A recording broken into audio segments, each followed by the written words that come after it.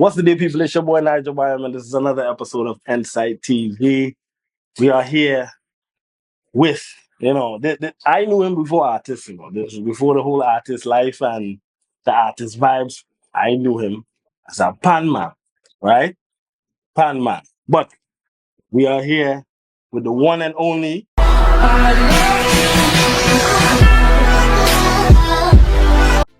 Matter of fact, this is what I would do. I will let him introduce himself because he accustomed being on stage with Mike and thing. My brother. Greetings, blessings as well. Yes. Tell the people who you are, what you do, you know what I mean? Well, first of all, my name is Dillo Brown, artist name L.E.D, bad artist, for who know me personally. And I would consider myself a local musician of, my country, Grenada, Carriacou and Petite Martinique. And, music is the goal, music is the mission, and that's what we're all about, trying to live life so comfortable and smooth on the musical journey. Love that. So, for the people now, let's take a musical trip, right? Steel pan that I know you from. When did you start playing pan and being interested in music? Well, that started way as a little boy. You're talking 3-4 years, or when I just started to understand what timing was. I feel rhythm and stuff but I got into instruments let's say 2010. That was my first panorama actually. So actually 2009 was my first year actually into instruments and steel pan, to be more specific, Wow, so you did anything long? I did anything real long, Did anything real long, bro. You did anything long. So where did the singing come about? Was that something you always did at home and them kind of thing, or? Well, I would say yeah. Everybody have that vibe about it, especially in the bathroom. Yeah. But yeah. Everybody bad. Everybody bad in the bathroom. So that I would say because of the steel pan, the learning of the notes and figuring out different tones by ear, your musical side, it definitely enhances. So I always had a love for words, and I like to bars and stuff. Use words in creative ways, 2 meaning, 3 meaning and stuff like that. So my love for arranging lyrics and writing lyrics and things just developed more and more over the years, you know what I'm saying? And that just incorporate my pan side with my lyrical side and just complement everything musically. All right, and for those who don't know, right, you had, in my eyes, one of the biggest songs Grenada has seen in a long time, 15 years. Very true. Before you even say the name of the song, just give the people a piece of the song so they know what song that is. Are they listening, right? Make sure they're listening, eh? Grenada have the best mass by far. Grenada have the best job in the whole wide world. Grenada have the best mass by far. Grenada have the best job in the whole wide world. So, at this point, everybody know who you are now, right? Come on. If they couldn't put the face with the music and all, well, no, they put the face. No, they can. This is the guy. That song, tell me about composing that song, putting that song together. How did that come about? Because that's big. That's a legendary song. Definitely. Well, first of all, let me just say the song is actually a duo. Shout out to my Virgin Chaos one time. Big up Chaos. And I would say that song came about from my love of culture and patriotism. I even consider myself a patriot. I love my country so much. I always into something, put it into the culture. Could be young, could be already established. I'm always into something cultural. So when I was trying to, because being man, I have a lot of songs there, bro, but in terms of uniqueness, I was really trying to get a point across. Is what can I use, or what set of words can I use to expatiate the greatness of my country's carnival and my country on a whole? And it just came to me so simple. Grenada actually have the best mass by far. It was just a simple line, and when I started getting more into it and Soca gone international and stuff like that, it just putting the song together was so easy. Wow. Because it's just facts. Yeah. Raw facts. So the feeling of it was pretty much natural. Everybody's doing the best job, the best, Mass, everything, steel pan, everything. Yeah. And everybody's starting to recognize that now. And your song, I would say, have a big point to play in that avenue, you know what I mean? So kudos to you. Thank you. And Chaos, big up Chaos. You know what I mean? Can't forget the boss. You know what I mean? Of course. That's the next artist. You know, we're gonna try and get about. Of course. So tell me a little bit about, you know, where you see yourself as a musician in the next 5 years.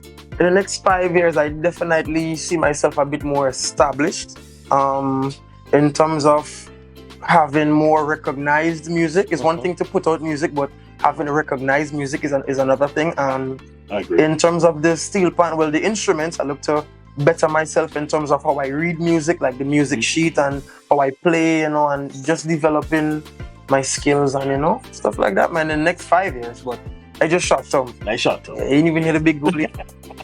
So give them a little piece of what the big goal might be. The big goal is definitely to be a music professor, you know, teaching music theory on a university level. And yeah, bro. That's very, that's interesting, you know, because I never actually, well, so far, you know what I mean?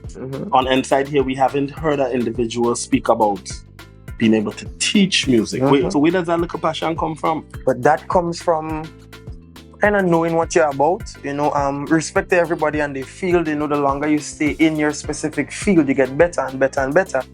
And ever since I got that inner calling for music, I just decided from that day, like, and just develop on it, and like the feeling and the passion just comes naturally. Like anything musical or whatever field you're in, so long as you're passionate about it, it just comes natural, and you upgrade so rapidly. It's crazy. I love that, you know what I mean? Because it's just a feeling and a vibe. Everybody know me for basketball, right? Of course. Of course. All I heard. But nonetheless, apart from basketball, like I always had a passion for marketing, advertising. That's where this Inside thing comes from. Go for it. Totally understand where you're coming from, you know what I mean? This is big vibe, you know? So tell me a little bit of, you know, how long you well, let's put a number on how much years you've been in the business, right? We in what, 2020, 15 plus years. All right. Yeah. So let's like approaching 20 years. 15 wow. So what would you tell the younger L.E.D right now? What would you tell that younger person who's now coming into the business with all the experience that you have now? What would you tell that individual? Not to take so much advice. Ooh. A lot of unnecessary. Well, people come to you with words of wisdom, but so they call it words of wisdom, but you to yourself as the owner of your craft, you really need to look and listen within the criticism you get, the words of wisdom, the words of negativity. You need to actually take some time to listen to almost everything people say and only take out like a 10% of it, you know, because my younger self, bro, was so naive. I was so destined to make it, like I'm going to make it, and I still have that feeling. Don't get me wrong. I mean, like I'm going to make it and I'm going to do this within this time, and a lot of people I was around was giving me, let's say, false motivation. Like they just basically give you the words you want to hear. Yeah, and that's something I actually kind of glad I said, because for the people who don't have the belly to say it, I will. You know, like, not every single advice is good advice, and you know your field is very important to you and your well-being and your income. So you should definitely listen to people, but you shouldn't really take every single thing they say, because the advice I was getting when I was younger, I took it. Right. And currently, doing the math and everything, I could have been like way more established. I mean, you getting a forward is totally out of your control as well. It's the people and the general public that gives you that opportunity to like boss, as we just you know, forward, you know. Yeah. But a lot of the stuff I was hearing back then was just stuff I wanted to hear and not stuff I needed to hear.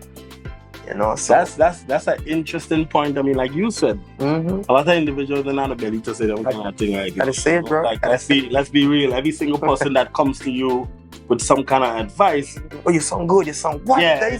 And bro, come on. Realistically, you need somebody who's gonna give you real criticism, and real advice, as you would say. You know what I mean? So that's a huge point. Wow. Real, You know what I mean? Every time I interview an individual, I always take something. And honestly speaking, that little piece you said is like so real. Come on, bro. And people are afraid. They're naturally afraid of what, you know, other people might say by just speaking the truth. You know what I mean? So that's like a huge situation. So in terms of, you know, pan. Let's start to call some people, you know. Who's the individuals that you know that either you look up to or has been around your pan journey and push you along the way? Well, I would definitely say Mr. James Clarkson. He's the legend. The legend himself. Like he's the one. Like besides learning songs, right? He used to teach people about pan, like the music itself. You know, I mean, I wouldn't stick on Mr. Clarkson, but I must shout out David Peck Edwards, rest in peace. Of course, I must shout out Michael Robertson, people like Cordell Byam. You know, I have to shout out the pioneers. You know, the trendsetters. You know, people like them is who I look up to, and lots of other pan players, even around the world, not just locally. You know, these are people names you hear call over, even Andre Greenwich, shout out Andre Greenwich. You know, shout out all the bands locally in Grenada, and shout out all the bands regionally and internationally as well. But we stick in local for now. So the couple names that I call, those are the people I look up to, just off my brain. You know, but there's so many people to give thanks to for their contribution to the art form. I love that. So let's tell the people all your Instagram handles, where they could find your music and all them kind of things. Tell the people. Well, I'm on almost every social media platform. On Facebook, Instagram. I think I'm on Twitter. You know, WhatsApp, you know, Spotify, Audiomack. I'm on a lot of those. But like Instagram, Facebook, you can get me by my biological name, which is Dillo Brown. And you can also search L.E.D or Bad Artist. Those are some of my hashtags as well. So any one of those you type in, my music and my content is most likely to pop up. You know, so Dillo Brown or L.E.D or Bad Artist. Bad Artist. Brother, thank you for coming on. This was, you know, very educational to myself, you know what I mean? And to see your growth over the years, I'm very proud to say, use my virgin, and you're doing well. Like, I really love the avenue you're going, and just continue the positive vibes and continue pushing culture. Definitely. Because we need more of that. I will. Definitely will. So once again, thank you for coming on Inside TV. Of course. Big time. Shout out Brandon B. Yep. Don't forget the brand. Can't forget the brand. People, if you have not done so already, make sure you subscribe, you like, follow Dillo. You know what I mean? Make sure you do that, Bad Artist. Do that. Yeah. And this is Inside TV. Thank you guys for watching. Until next episode. Peace and love, y'all. Peace and love.